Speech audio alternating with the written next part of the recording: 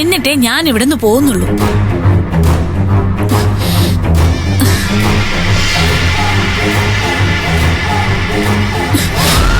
ഒരു കാര്യം നിങ്ങൾ ഓർത്തോ, എന്റെ ഭർത്താവ് ജയിലില്ല. കുറ്റവരായിട്ട് ആരുമില്ല എനിക്ക്. ജയിലിൽ പോയി സുദർശനെ കണ്ടപ്പോ പത്മേച്ചിയുടെ വീട്ടിൽ പോയി മാപ്പ് പറയണമെന്ന് പറഞ്ഞു. എത്ര പ്രതീക്ഷയിലെ ഞാൻ വന്നെന്നറിയോ? ഞാൻ പറയുന്നത് മാത്രം സ്വീകരിക്കാൻ തയ്യാറാണെങ്കിൽ, ഞങ്ങളോട് ക്ഷമിക്കാൻ തയ്യാറാവുകയാണെങ്കിൽ കുറ്റവരായിട്ട് ആരെങ്കിലും കൂടെ ഉണ്ടാവൂലെന്ന് കരുതി. അതെന്റെ തെറ്റ്. പക്ഷെ എന്നെ ഒരു കൊലപാതകയായിട്ട് ചിത്രീകരിക്കുമെന്ന് ഞാൻ കരുതിയില്ല. ഞാൻ ഇവിടെ എഴുന്നേക്കണമെങ്കിൽ പോലീസ് വന്ന് എന്നെ അറസ്റ്റ് ചെയ്യണം. അല്ലാതെ ദേവിയാണ്, ഞാൻ ഇവിടെ ഇറങ്ങില്ല. നീ ആദ്യം പുറത്തിറങ്ങ. ഇല്ല എതിയേട്ടാ, ഇതിനൊരു തീരുമാനമാവാതെ ഞാൻ ഇവിടെ ഇറങ്ങില്ല. എന്റെ പേരിൽ ഈ കുറ്റം എന്നും നിലനിൽക്കും. അതങ്ങ് തീരട്ടെ. എന്റെ ഭർത്താവിനോടൊപ്പം ജയിലിൽ ചെന്ന് കിടക്കാനാ എന്റെ വിധിയെങ്കിൽ ഞാനതങ്ങ് സഹിച്ചോളാം.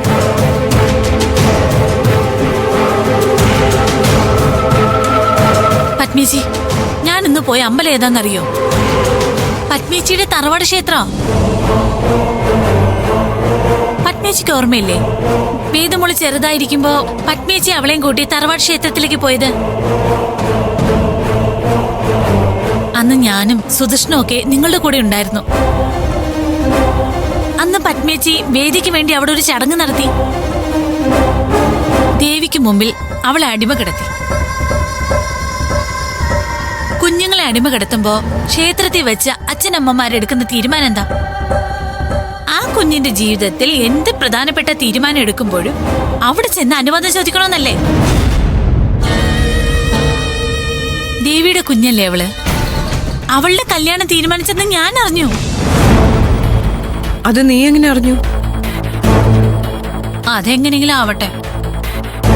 പക്ഷെ വേദമോളുടെ വിവാഹം തീരുമാനിക്കുന്നതിന് മുമ്പ് ദേവിയുടെ അനുവാദം വാങ്ങിക്കണമെന്ന് മറന്നുപോയെങ്കിൽ അത് ഓർമ്മിപ്പിക്കാൻ വേണ്ടിയാ ഞാൻ വന്നത്.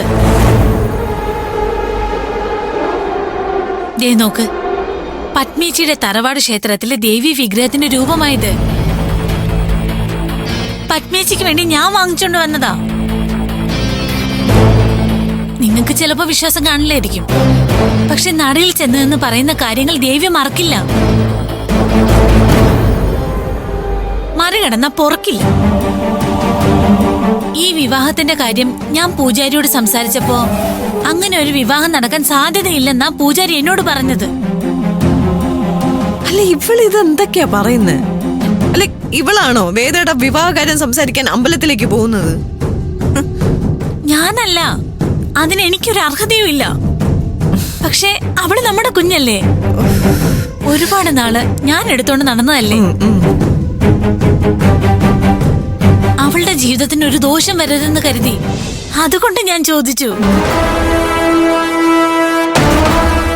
ഞാൻ പത്മേച്ചിയുടെ കാല് പിടിച്ച് പറയുവാ, പത്മേച്ചി ക്ഷേത്രത്തിൽ പോണം, പൂജാരിയെ കണ്ട് കാര്യം പറയണം. ദേവിയുടെ അനുഗ്രഹം ഉണ്ടെങ്കിൽ മാത്രമേ ഈ വിവാഹം നടത്താൻ പാടുള്ളൂ. അച്ഛാ, ഇവരുടെ കാര്യത്തിൽ എന്താ അച്ഛാ തീരുമാനം? കൂടുതൽ നേരം ഇവിടെ ഇങ്ങനെ നിന്ന് സംസാരിക്കുന്നത് നല്ലതാണെന്നും എനിക്ക് തോന്നുന്നില്ല. പത്മ, ഇവളോട് നീ പോ. പത്മേച്ചി, ഞാൻ എന്റെ തീരുമാനം പറഞ്ഞില്ലേ. പോലീസിനെ വിളിക്കാൻ പത്മേച്ചിക്ക് എന്തിനാ മടി? പോലീസിനെ ഇപ്പൊ വിളിക്കുന്നില്ല. നീ ഇറങ്ങ്.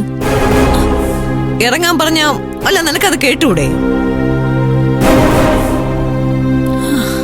ശരി, ഇപ്പോഴും നിങ്ങളുടെയൊക്കെ മനസ്സിൽ സംശയം കിടക്കാന്ന് എനിക്കറിയാം. ഇപ്പൊ ഞാൻ പോകുന്നു. എന്തെങ്കിലും ഒരിക്കൽ ചെയ്തത് തെറ്റാണെന്ന് നിങ്ങൾക്ക് മനസ്സിലാവും. എന്നെ തള്ളിക്കളഞ്ഞാലും വേദമോളുടെ കാര്യം മറക്കല്ലേ ചേച്ചി. രാജീവേട്ടാ, നമുക്ക് പോവാം. ഈ വിഗ്രഹം കൂടെ എടുത്തോണ്ട് പോ. അത് ഞാൻ പത്മേച്ചിക്ക് വേണ്ടി വാങ്ങിച്ചതാ. അതെന്ത് ചെയ്യണമെന്ന് പത്മേച്ചിക്ക് തീരുമാനിക്കാം. ഞാനിതൊരിക്കലും തിരിച്ചു കൊണ്ടുപോവില്ല. ഇത് പത്മേച്ചിയുടെ ദേവിയാ, പിന്നെ ഉദയേട്ടന്റെയും. വാ രാജീവേട്ട.